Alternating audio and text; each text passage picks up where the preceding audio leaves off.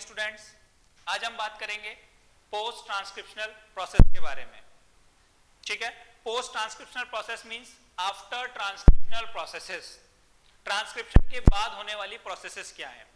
देखिएगा, DNA is a genetic material, why? Because it contains genetic material, genetic information. ये genetic information को store करता है, इसलिए आपने इसको क्या बोला, genetic material.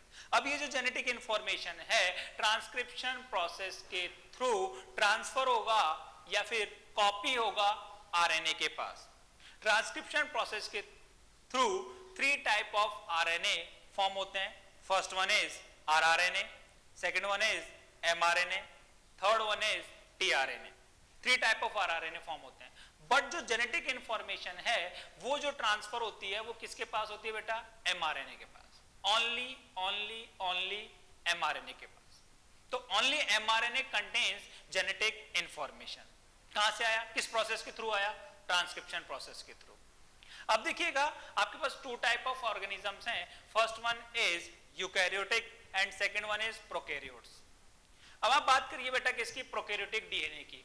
Whole DNA is coding, whole DNA is functional, complete DNA contains genetic information. Prokaryotic DNA कैसा है? Double standard circular. उस डबल स्टैंडर्ड सर्कुलर डीएनए पे कंप्लीट डीएनए कंटेन करेगा जेनेटिक इंफॉर्मेशन को। कंप्लीट डीएनए रिस्पॉन्सिबल है किसके लिए? Protein formation के लिए। But in case of eukaryotes, eukaryotes में ऐसा नहीं है। यूकैरियोट्स में क्या है बच्चे?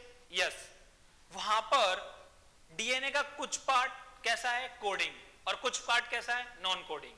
मींस कुछ पार्ट तो है जो प्रोटीन फॉर्मेशन के लिए रिस्पॉन्सिबल है और कुछ पार्ट प्रोटीन फॉर्मेशन के लिए रिस्पॉन्सिबल नहीं होता है। तो इस टाइप का जो डीएनए है या इस टाइप की जो जीन्स हैं, इन्हें आप बोलेंगे क्या? Split genes. क्या बोलेंगे बेटा? Split genes. अब ये जो स्प्लिट जीन्स है या स्प्लिट डीएनए है, जब ट्रांसक्रिप्शन प्रोसेस के थ्रू जेनेटिक इंफॉर्मेशन को ट्रांसफर करेगा तो आपके पास जो आरएनए फॉर्म होता है वो डायरेक्टली एमआरएनए फॉर्म नहीं होता है। क्या फॉर्म होता है बेटा? एचएनआरएनए। क्या फॉर्म होगा? एचआरएनए। तो इस एचएनआरएनए को इनिशियली कैसा है? अनस्टेबल। इसे क्या करना है? स्टेबल। एंड इसके पास कोडिंग प्लस नॉन कोडिंग दोनों पार्ट अवेलेबल होते हैं। आपको क्या करना होगा? रिमूव करना होगा किसको? नॉन कोडिंग पार्ट को, because it is non functional, इसका कोई यूज नहीं है। इसे आपको क्या करना है? रिमूव करना है। तो ये जो stabilization and removal of non coding part, ये किसकी कैटेगरी, किसके पार्ट कंसीडर किया जाएगा? पोस्ट ट्रांसक्रिप्शनल प्रोसेस में। कहां कंसीडर करेंगे? पोस्ट ट्रांसक्रिप्शनल प्रोसेस में। तो देखिएगा, पोस्ट ट्रांसक्रिप्शनल प्रोसेस को आप कैसे डिफाइन करेंगे? आप कहेंगे sir stabilization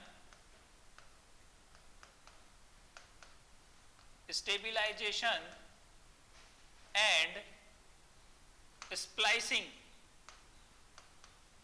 splicing of HNRNA, splicing of HNRNA, ये आपको पूरा प्रोसेस करना है। ठीक है, चलिए अभी बात करते हैं। हमने कहा sir post transcriptional process occurs only in eukaryotes. ये ओनली एंड ओनली कहां होगा बेटा? यूकैरियोट्स में। क्यों होगा? बिकॉज जो यूकैरियोटिक डीएनए है या आप बोलेंगे eukaryotic genes contain coding plus non coding part, coding is known as functional. इसे आपने क्या बोला बेटा? फंक्शनल। क्यों बोला? Because it code for protein. और इसे आप बोलेंगे क्या? Non functional.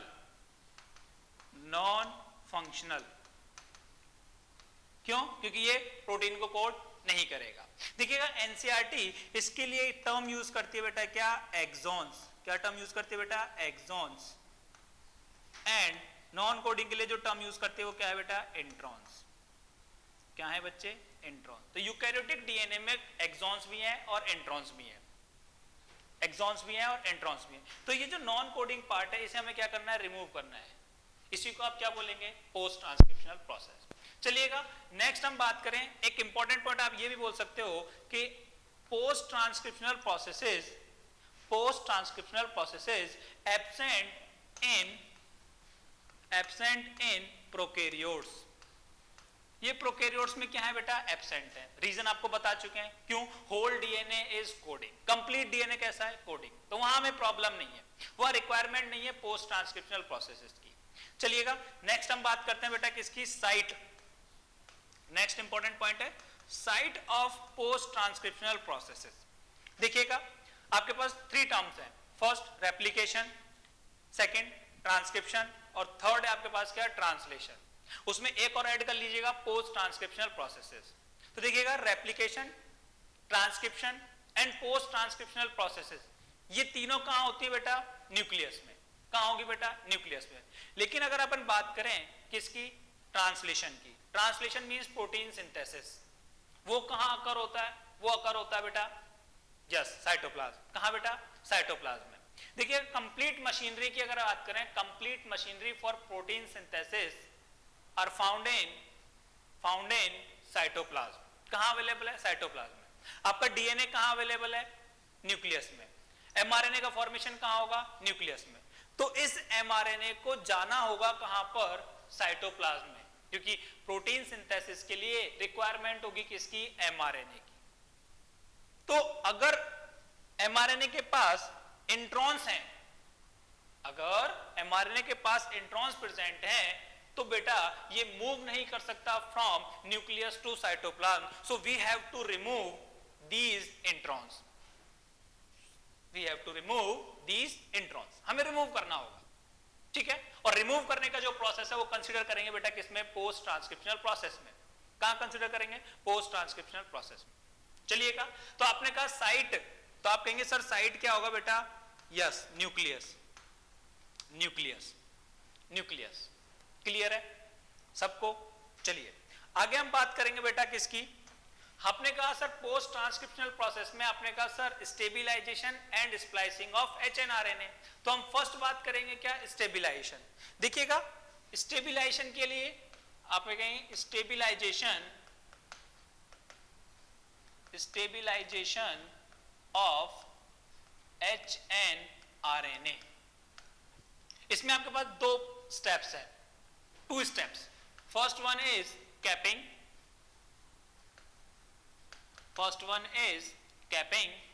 and second one is tailing.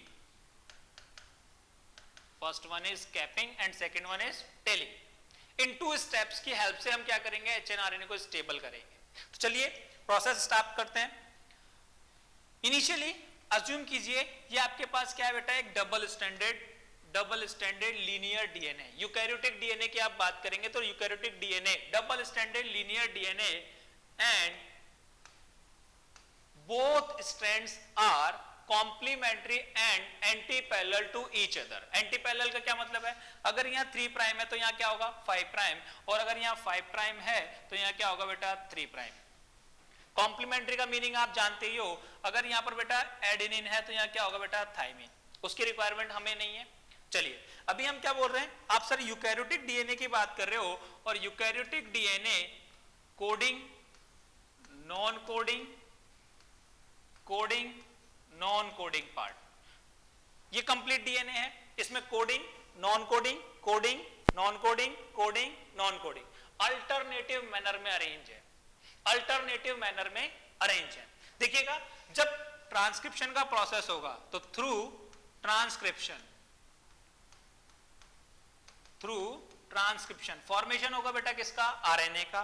तो सपोज कीजिएगा ये आपके पास फॉर्मेशन हो गया थ्रू ट्रांसक्रिप्शन आरएनए का। पोलरिटी की बात कीजिएगा, ये हो गया आपके पास 5 प्राइम एंड, और ये है बच्चे क्या 3 prime and, 5 prime and 3 prime and, कोई प्रॉब्लम। अब देखिएगा आप कहते हैं सर ट्रांसक्रिप्शन प्रोसेस के थ्रू जेनेटिक इंफॉर्मेशन कॉपी हो गया, किसके पास, आरएनए के पास। तो वो कॉपी जो इंफॉर्मेशन वो किस फॉर्म में होगा, इसी फॉर्म में, first coding, then non coding, then coding, then non coding, ये आपके पास फॉर्मेशन हुआ। Coding, non coding, coding, non coding, coding, non coding, alternative manner में अरेंज है, इसी आरएनए को आप क्या बोल रहे हो बेटा, HNRNA। क्या बोल रहे हो बेटा, HNRNA, heterogeneous nuclear RNA. HNRNA means heterogeneous nuclear RNA. ठीक है, इनिशियली ये HNRNA बेटा कैसा है, अनस्टेबल। कैसा है बेटा, अनस्टेबल। हमें क्या करना होगा, स्टेबल करना होगा। स्टेबल करने के लिए आपके पास दो स्टेप्स हैं, first capping, second one telling. First one is capping, second one is telling. तो हम वन बाय वन स्टार्ट करते हैं। आपने कहा sir 5 prime and 3 prime and, चलिएगा अपन स्टार्ट कर रहे हैं बेटा क्या, कैपिंग एंड टेलिंग। तो देखिएगा ये आपके पास 5 prime and this one is, this is 3 prime and, 5 prime and 3 prime and. Coding and non coding part के बारे में हम बाद में डिस्कस करेंगे, अभी रिक्वायरमेंट नहीं है। अभी हम बात कर रहे हैं स्टेबिलाईजेशन। तो स्टेबिलाईजेशन के लिए आप करेंगे कैपिंग। तो देखिएगा कैपिंग के लिए आप क्या करेंगे बेटा, ये जो 5 प्राइम एंड है, क्या बच्चे 5 प्राइम एंड, तो 5 प्राइम एंड पर आप ऐड करेंगे, add 7 mg cap, 7 methyl guanosine, 7 methyl guanosine. और इसी प्रोसेस को आपने क्या बोला, क्या, कैपिंग। तो आपने बोला capping, capping, capping means addition of, capping means addition of 7 methyl guanosine at 5 prime end of HNRNA, at 5 prime end of HNRNA। ठीक है, and this reaction catalyzed by an enzyme that is guanyl transferase। क्या है बच्चे, guanyl transferase, guanyl transferase enzyme, guanyl transferase enzyme process is called capping। कहां पर हुआ, 5 prime end of HNRNA क्या add किया, 7 mg cap, 7 methyl guanosine. Process को आपने बोल दिया कैपिंग। सेकंड स्टेप की अगर बात करें तो सेकंड स्टेप है आपके पास क्या बेटा, टेलिंग। क्या है बच्चे, टेलिंग। तो टेलिंग में देखिएगा क्या किया जाएगा, हम डायरेक्टली यहां बता रहे हैं, कैपिंग के बाद telling.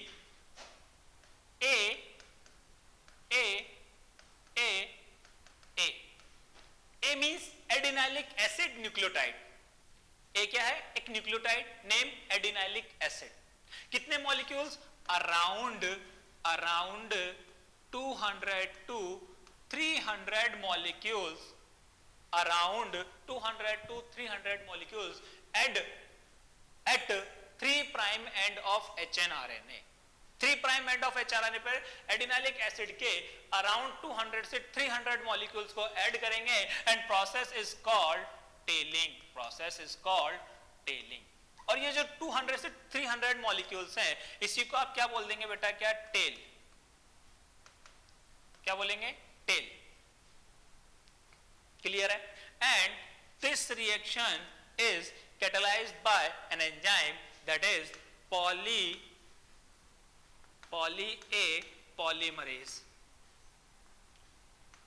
poly A polymerase enzyme। ठीक है, अब देखिएगा polymerase means polymerization. Polymerization means addition of monomer units. हम मोनोमर यूनिट को क्या करेंगे बच्चे, ऐड कर देंगे। क्या फॉर्मेशन हो जाएगा, एक चेन का फॉर्मेशन हो जाएगा।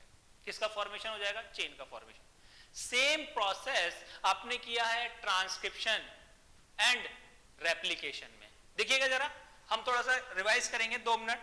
होगा क्या बच्चे, सपोज कीजिएगा ये आपके पास क्या है, एक डीएनए है।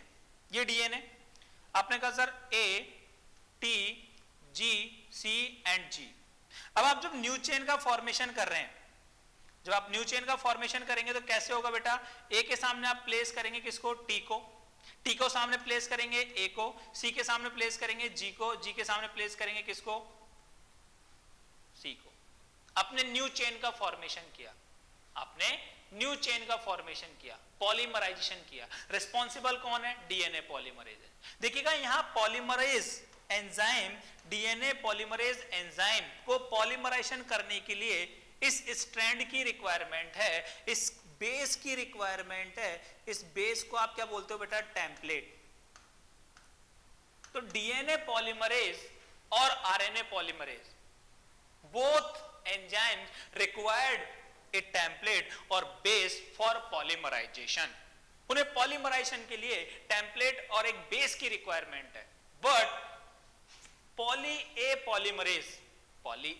पॉलीमरेज जो एंजाइम है उसे किसी भी टेम्पलेट, देखिएगा ये चेन का फॉर्मेशन किया, ए सबको ऐड करके पॉलीमराइज कर दिया, तो क्या किसी टेम्पलेट की रिक्वायरमेंट है? नो, किसी भी टेम्पलेट की रिक्वायरमेंट नहीं है।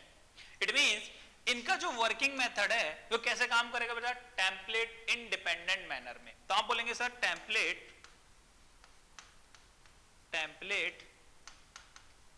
इंडिपेंडेंट,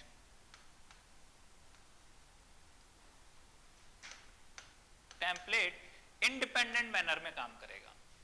अब देखिएगा आपके पास 5 प्राइम एंड पर क्या बाइंड हो गया? 7mg cap. 3 प्राइम एंड पर पॉली ए टेल बाइंड हो गया। तो देखिएगा अब ये HNRNA कैसा हो गया बेटा? स्टेबल। कैसा हो गया बेटा? Stable HNRNA। तो देखिएगा आप इसको ऐसे ड्रॉ कर सकते हैं, ये आपके पास HNRNA था, यहां पर आपके पास बाइंड हो गया है क्या? 7mg cap. क्या बाइंड हो गया बेटा? 7mg cap. और नेक्स्ट आप यहां कहेंगे सर हमारे पास क्या आ गया? टेल आ गया। क्या आ गया बेटा? टेल। तो ये जो स्ट्रक्चर है, इस स्ट्रक्चर को आप क्या बोलेंगे? इसे बोलेंगे आप क्या? Stable HNRNA। ये स्टेबल HNRNA। देखिएगा कैसे इनिशियली HNRNA फॉर्म हुआ, कुछ इस तरीके से था। हमने कहा HNRNA के पास जेनेटिक इंफॉर्मेशन है, इंपॉर्टेंट इंफॉर्मेशन है। जब ये मूव करेगा तो मे बी पॉसिबल है ये रिएक्ट कर जाए किसी अदर मॉलिक्यूल के साथ। अगर ये ऐसा करता है तो आपकी जेनेटिक इंफॉर्मेशन क्या हो गई? लॉस्ट हो गई। लेकिन अभी आपने क्या किया? यहां पर ये वाला एंड 7mg कैप, ये वाला एंड पॉली ए टेल, इसके दोनों एंड्स को क्या कर दिया? पैक कर दिया। अब ये क्या करेगा? रिएक्शन नहीं कर सकता। तो ये क्या हो गया? स्टेबल हो गया। अब इसकी जेनेटिक जो इंफॉर्मेशन है उसको लॉस्ट नहीं करेगा। क्लियर है? तो आप जब पोस्ट ट्रांसक्रिप्शनल प्रोसेस डिस्कस कर रहे थे तो आपने 2 पॉइंट्स के बारे में बोला था। फर्स्ट था स्टेबिलाईजेशन ऑफ HNRNA, तो हमने स्टेबल कर दिया है। सेकंड है बेटा आपके पास क्या? स्प्लाइसिंग। चलिए सेकंड अपन बात करेंगे बेटा किसके बारे में? स्प्लाइसिंग के बारे में। स्प्लाइसिंग, तो स्प्लाइसिंग का क्या मीनिंग है जरा देखिएगा।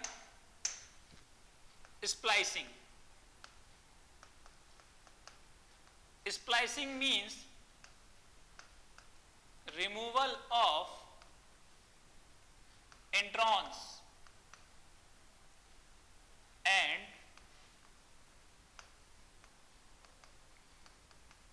Joining of exons. इंट्रॉन्स को आपको रिमूव करना है एंड एक्सॉन्स को आपको क्या करना है? ज्वाइन करना है। ठीक है, चलिएगा तो अपन बात करेंगे स्टेबल HNRNA की। स्टेबल HNRNA पर आपने कहा सर क्या है? 7mg कैप ये रहा, एंड पॉली ए टेल। कहां पर है poly A tail? Poly A tail कहां पर है बेटा? 3 प्राइम एंड पर। तो जरा देखिएगा,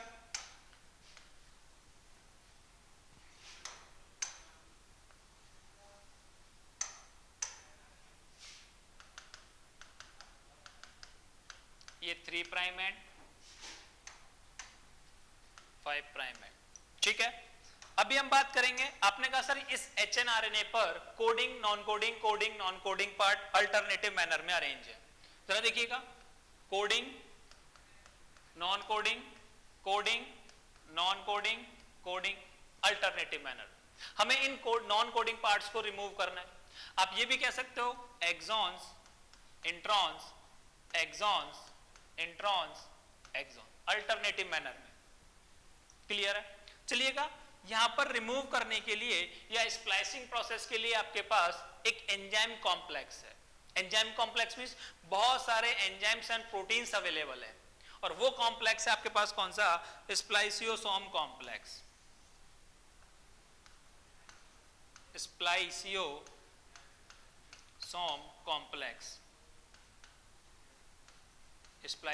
कॉम्प्लेक्स। अब आप स्प्लाइसियोसोम कॉम्प्लेक्स की बात करें तो आपका इसका फंक्शन क्या है बेटा? इंट्रॉन्स को रिमूव करना है और एक्सॉन्स को ऐड करना है। तो रिमूव करने के लिए इसको कट करना पड़ेगा, और कट करने के लिए हमें एंजाइम की रिक्वायरमेंट होगी। और यहां आपके पास एंजाइम कौन कौन से हैं? Nuclease enzyme. आप पढ़ चुके हो। न्यूक्लियस एंजाइम का फंक्शन कट डीएनए और आरएनए फ्रेगमेंट्स। अगर आपके पास डीएनए न्यूक्लियस है इट मींस डीएनए के कट करेगा, RNA nucleus cut RNA, cut RNA. ठीक है, आपके पास यहां पर क्या है आरएनए, इट मींस यहां पर कौन होगा आरएनए न्यूक्लियस। ठीक है, नेक्स्ट और कौन होगा जरा देखिएगा, और होंगे ligase, ligase enzyme join DNA और आरएनए फ्रेगमेंट्स, जॉइन डीएनए और आरएनए फ्रेगमेंट्स। तो यहां पर आपके पास आरएनए यूज कर रहे हो तो यहां पर कौन सा एंजाइम होगा आरएनए लाइगेज। इसके अलावा कुछ प्रोटीन फैक्टर्स भी हैं और वो प्रोटीन फैक्टर कौन से बेटा SN RNP, small nuclear ribonucleoproteins, small nuclear ribonucleoproteins. अगर आप एसएनआरएनपी की बात करें तो इनका जो फॉर्मेशन होगा वो कैसे होता है बेटा, देखिएगा जरा, SNRNA small nuclear RNA plus proteins, proteins ये बाइंड करेंगी एंड फॉर्मेशन करेंगी बेटा किसका एसएनआरएनए का। तो आपके पास spliceosome complex contains nucleus, ligase enzyme, SNRNP and other protein factors and other protein factors। अब अगला क्वेश्चन आपसे क्या पूछा जाएगा कि सर ये स्प्लाइसियोसोम कॉम्प्लेक्स कहां जाके बाइंड करेगा, तो आप बोलेंगे bind at ends of introns, at ends of introns. तो जरा देखिएगा किस तरीके से बाइंड करेगा। सपोज कीजिएगा ये, ठीक है, ये आपके पास 5 प्राइम एंड 3 प्राइम एंड, ठीक है, ये हो गए आपके एक्सॉन्स, एक्सॉन्स, ठीक है, यहां बीच में आपके इंट्रॉन्स हैं, ये इंट्रॉन्स, और इनके साथ में बाइंड कर गया कौन spliceosome complex, spliceosome complex, spliceosome complex. आप यहां देखिए, यहां आप समझ सकते हो ये जो एंड्स हैं नॉन कोडिंग पार्ट या इंट्रॉन्स के जो पार्ट्स हैं यहां पर आके कौन बाइंड कर जाएगा आपके पास स्प्लाइसियोसोम कॉम्प्लेक्स। अब देखिएगा स्प्लाइसियोसोम कॉम्प्लेक्स का जो न्यूक्लियस एंजाइम है, न्यूक्लियस एंजाइम वो क्या करेगा बेटा यहां से कट कर देगा। क्या कर देगा बच्चे, कट कर देगा। कट करने के बाद ये जो इंट्रॉन्स हैं इन्हें क्या कर दिया जाएगा, रिमूव कर दिया जाएगा, ठीक है। एंड ये जो आपके एक्सॉन्स हैं इन्हें कौन ऐड कर देगा, लाइगेज एंजाइम। कौन ऐड कर देगा बेटा, लाइगेज एंजाइम। तो जरा देखिएगा लास्ट में आपके पास जो फाइनल आरएनए फॉर्म होगा ये लाइज फाइनल आरएनए, इसके अंदर ओनली एंड ओनली क्या प्रेजेंट है बेटा, एक्सॉन्स, ओनली एंड ओनली कौन प्रेजेंट है, एक्सॉन्स, ये एक्सॉन्स। एंड इसके 5 प्राइम एंड पर कौन है, yes 7 mg cap, 7 mg cap. And 3 prime end पर कौन है बच्चे, yes very good poly A tail, ठीक है। ये RNA it contains only and only exon part, that's why it is called exonic RNA. इसे आप क्या बोलेंगे बच्चे, एक्सोनिक आरएनए। यही आपका क्या है बन गया बेटा, एमआरएनए, मैच्योर और messenger RNA, mRNA messenger RNA. ये क्या करेगा, अब स्टेबल भी है और इसके पास ओनली एंड ओनली कौन सा पार्ट है, यस ओनली एंड ओनली कौन सा है, एक्सोनिक पार्ट। ये होल प्रोसेस जो है, ये whole process occurs in yes cytoplasm, only in cytoplasm. बाकी का देखिएगा ये जो रिमूव किया जाएगा इन इंट्रॉन्स को, ये इंट्रॉन्स कहां जाएंगे बेटा, यस ये कहां रह जाएंगे, न्यूक्लियस में। और ये जो पूरा प्रोसेस है ये कहां मूव, ये जो एमआरएनए फॉर्म हुआ ये कहां चला जाएगा बेटा, साइटोप्लाज्म में। कहां चला जाएगा, साइटोप्लाज्म, ठीक है। फिर साइटोप्लाज्म में ये हेल्प करेगा किसके अंदर, ट्रांसलेशन प्रोसेस के अंदर। कहां हेल्प करेगा, ट्रांसलेशन प्रोसेस में।